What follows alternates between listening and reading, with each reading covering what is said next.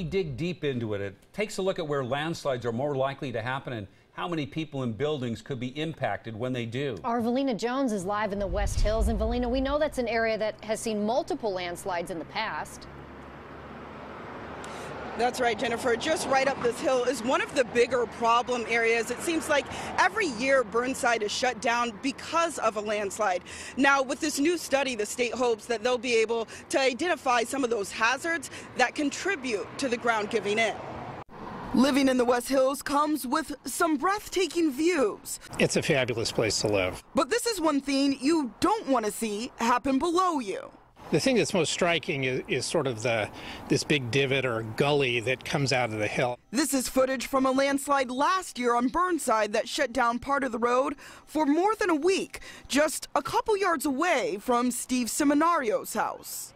Between earthquakes and landslides, I'm getting a little scared. While Seminario feels safe in his home, state engineer geologist Bill Burns says not all his neighbors are on stable ground. The best thing is for folks to gain awareness of the hazard. Are they in a hazard zone or not?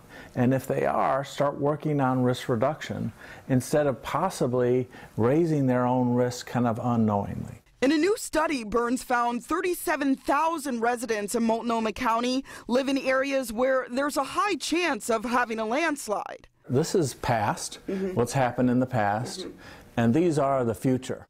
6,700 of those people live on sites that already have. He says the key to this new information is looking at past landslides to anticipate where the next one might be. That's a lot of people, right? So to me, that means there's significant risk, and that means we should be working as a community on risk reduction. According to Burns, maps outlining the risk could help local government regulate future development to prevent landslides. He says homeowners can play a part as well. And where that water goes is really important. For example, if your house is right next to an area that's very susceptible to landslides, we don't want people dumping that water onto that susceptible slope.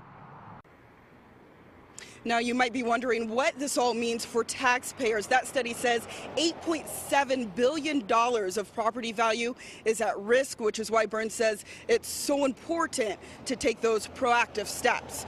Back to you guys in the studio. All right, Valina, thank you. Also tonight, Transportation Bureau crews have been busy filling